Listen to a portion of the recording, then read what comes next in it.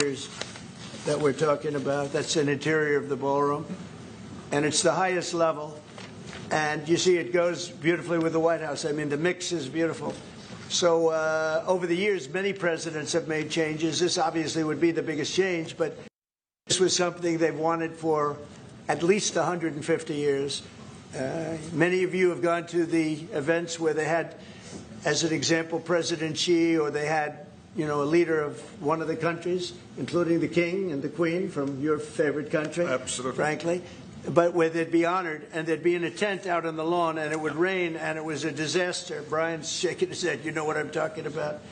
And so I thought I'd bring this out because this is going to be probably the finest ballroom ever built, and we're doing it no cost to the country. It's being put, the money's being put in by me and donors, very great patriots actually. And the spirit on the building of it is amazing. We are using little sections of footings and various other things, but that's sort of irrelevant.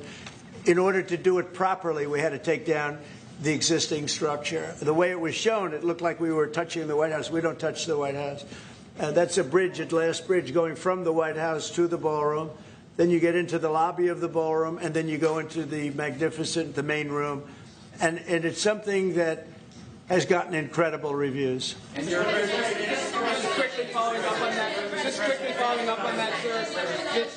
I just want a quick follow-up on that question. Your response to people who say that you haven't been transparent enough about this. I haven't been transparent?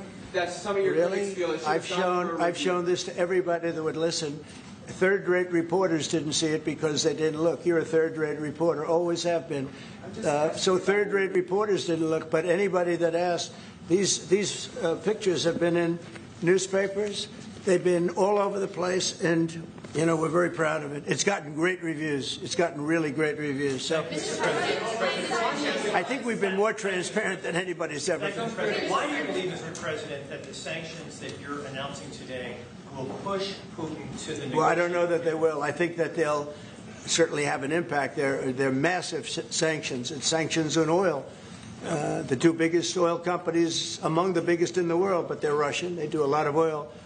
And hopefully it'll push, hopefully he'll become reasonable, and hopefully Zelensky will be reasonable too. You know, it takes two to tango, as they say, and we're going to find out. They hate each other. These two people hate each other. You know that better than anybody. And it makes it more difficult than it should be. This should be easier to do. But the level of hatred between Zelensky and Putin is very substantial. Could I add one thing?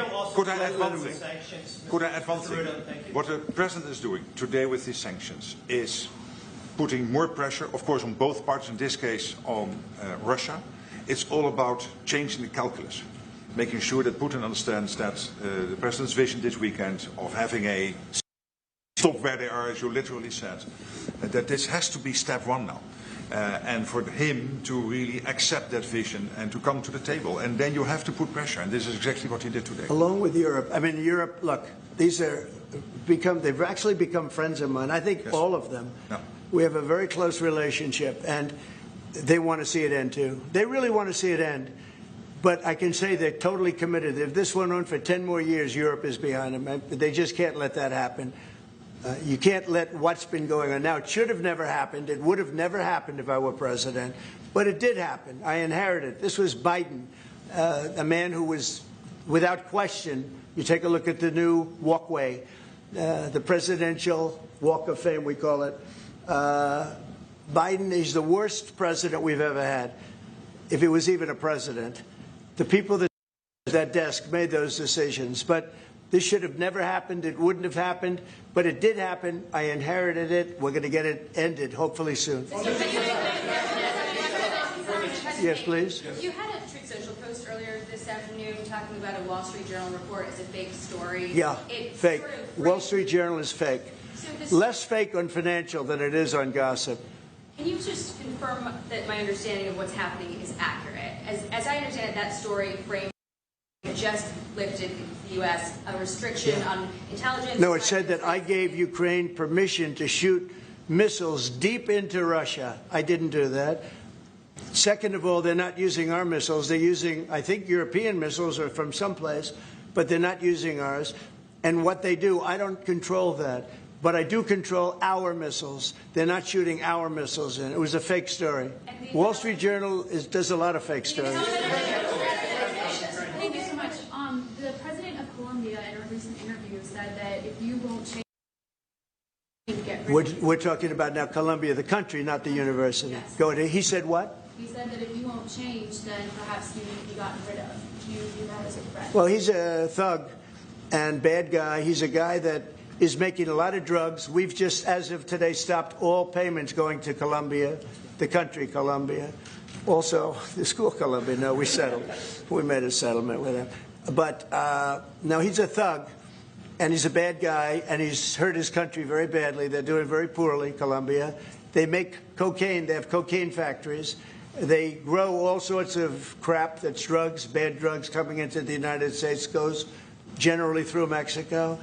And he better watch it or we'll take very serious action against him and his country. His country is, what he has led his country into is a death trap.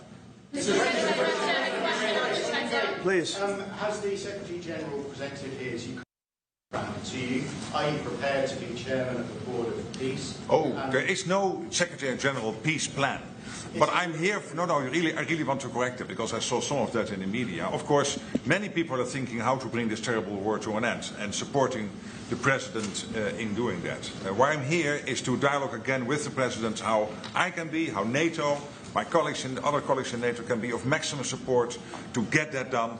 But there is no peace plan on the table. If there is a peace plan, it is what the President said last Friday and Sunday, which is stop where you are. Stop the fighting. This is about NATO. We're a very proud member of NATO. We have a great relationship with the countries of NATO. I think made much better by our visit a few months ago when they agreed to 5% instead of 2% of GDP. That was a big concession. I think that was a concession that 2 years ago nobody would have said. Before you were elected? Yeah, they would have said that's not possible. Absolutely. And the difference is they're paying 5% as opposed to not paying 2%. A lot of them weren't paying, with the exception of Spain. I think you're going to have to talk to Spain because they're not. Spain is not a team player. So other than Spain, everybody's 100%. And you could solve the Spain problem very easily, I think, if you want. Brian, go ahead.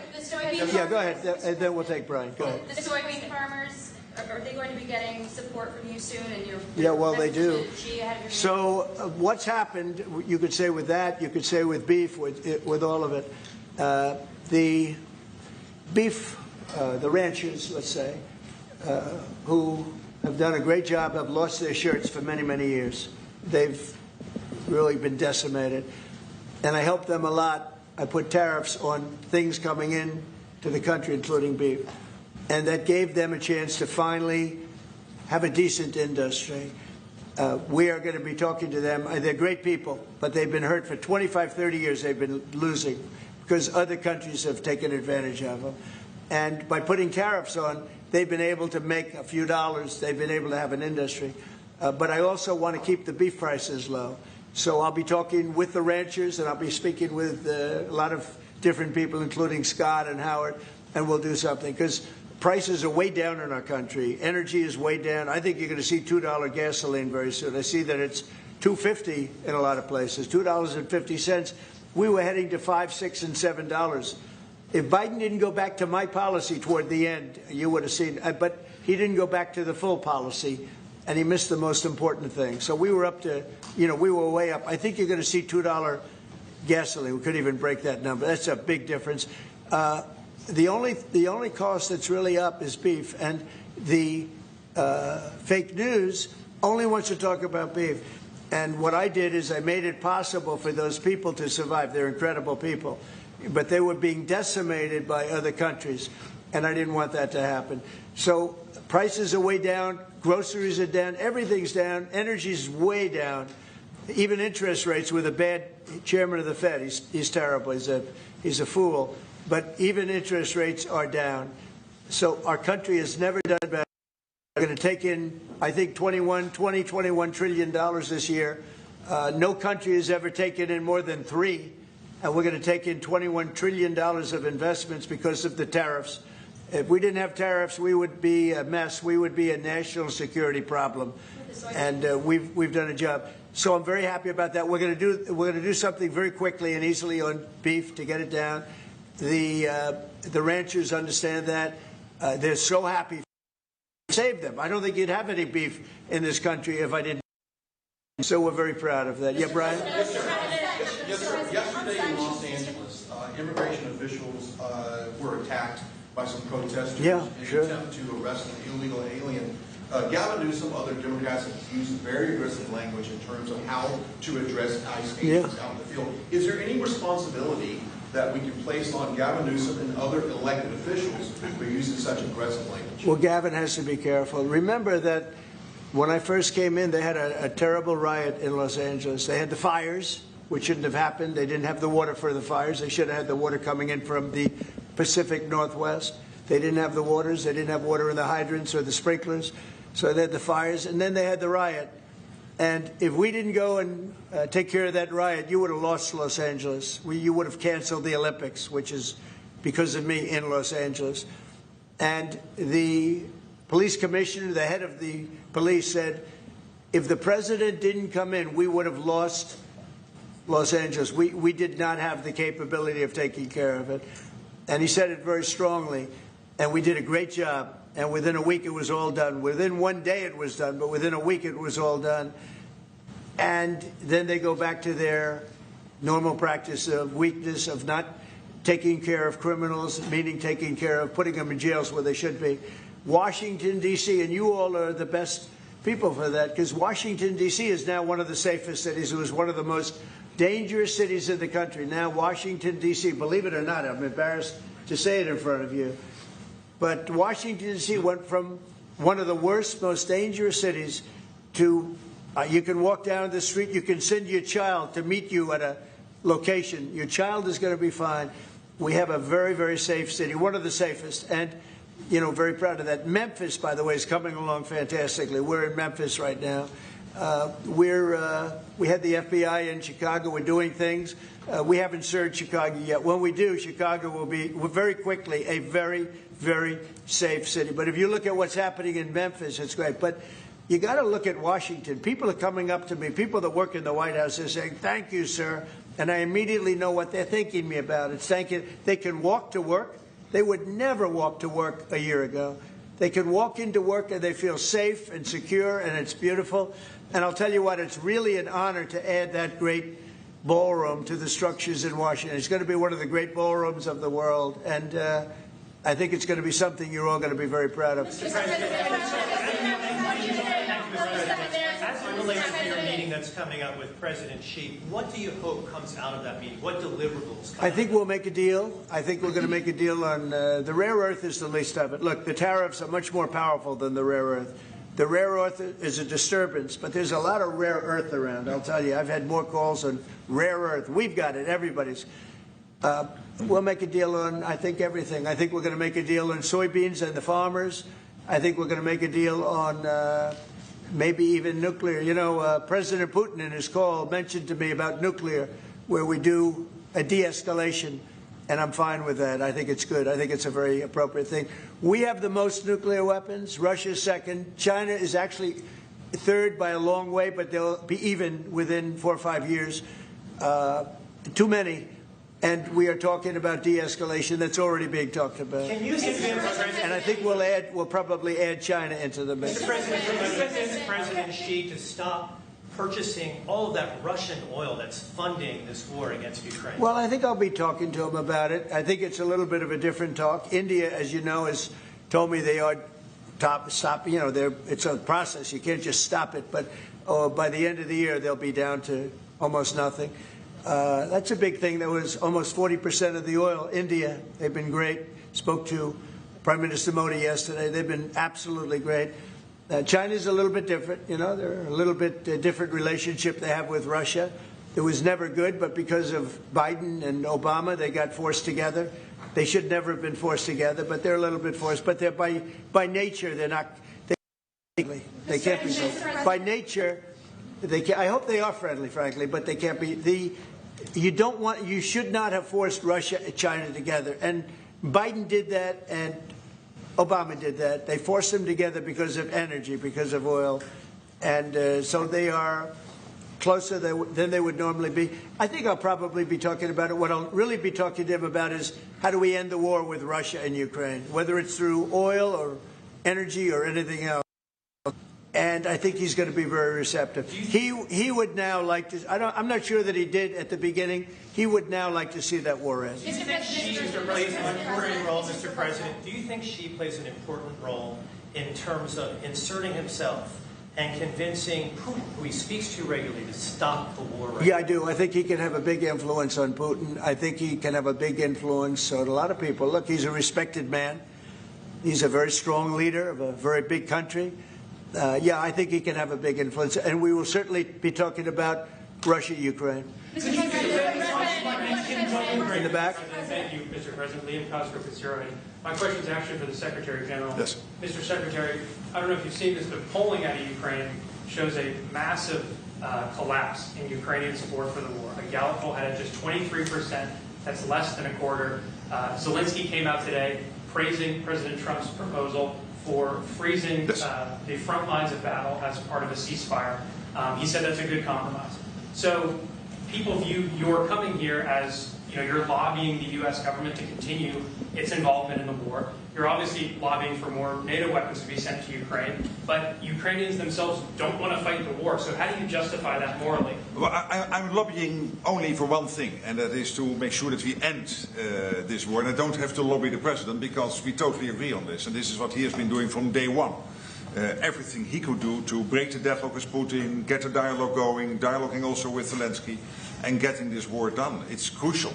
And the fact that the US is now supplying weapons into Ukraine, paid for by allies, is extremely important. And that's now happening since 2-3 months. About 2 billion moving into Ukraine. The war hasn't wind down.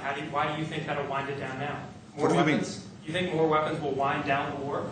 No, I mean, there's more to be done. So what you need, what the president said is where you are, so basically do a ceasefire and then have all your discussions about territory and whatever. But first stop the war. This is what you said on Friday and on Sunday. It's a war. I mean, your question's really a fair one. It's a war that should have never started. And you know how I feel about it. But it's a war that should have never started. And we're not selling any weapons to Ukraine. We're selling them to NATO. Yeah.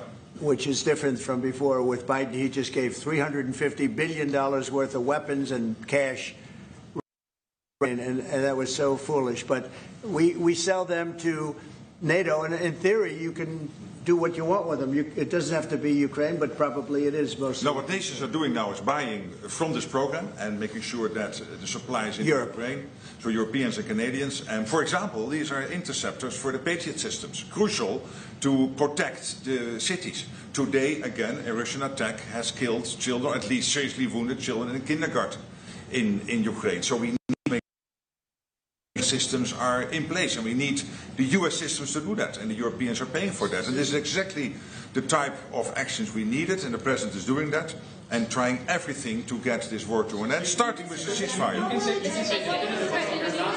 believe that Putin wants to take all of Ukraine? I always felt that way. I always felt he wanted to. When I was in my first term, I was very close to him, relatively speaking. It was harder because of the Russia hoax. But I would talk to President Putin about Ukraine, and it was the apple of his eye. I'd say it was the apple of his eye. But it would have never happened. He knew the consequences were too great. When we had a rigged election and all of a sudden I wasn't there, he said, wow. I think he looked at Afghanistan, how horribly that was handled, so stupidly. And I think that really gave him a little additional, incentive. I always felt he wanted the whole thing, not a piece of it. But I think now he's willing to negotiate a little bit further, and I think he's willing to make a deal. We'll see. Mr. President, we don't want him. We don't want him to have the whole thing. Mr. President, Go ahead, please. Thank you, Mr. President. You have this big terrorist case before the Supreme Court. It's November the 5th. Yeah. You suggested you might actually show up to the Supreme Court. Yeah, I'd like to. I think it's one of the most important decisions we'll ever have from the Supreme Court. With tariffs, we're a strong, sound country. We're a nationally secure and internationally secure country. We're a very rich country. Without tariffs, it's a slog for this country, a big slog. I think it's one of the most important decisions in the history of the Supreme Court. And I might go there. I really believe I have an obligation to go there.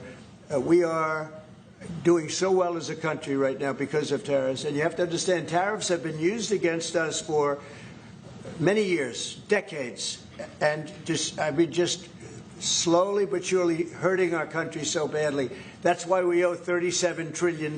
We owe that because other countries have taken advantage of us over many, many decades, And now we're a rich country. We're taking in money like we've never done before. Without tariffs, that would not be happening. And also, I solved, as you know, 8 wars. Of the 8, 5 of them, maybe even 6 of them, are because of tariffs. The threat of tariffs on these nations, if you want to fight, that's okay. India and Pakistan. If you want to fight, that's okay. But you're going to pay tariffs, and they're going to be very substantial. And we're in the midst of a trade deal. And they said, we don't want to do that. 2 days later, they call up, and they're not going to fight anymore. They have peace. But I've done that out of 8, I would say 6 times, 5 times, 6 times. Tariffs are vital in this country. And tariffs have been used against us by China, by every other country. And all we're doing is using them to negotiate fair deals. And as you know, we made a fair deal with Japan. We made a fair deal with all of Europe, the European Union.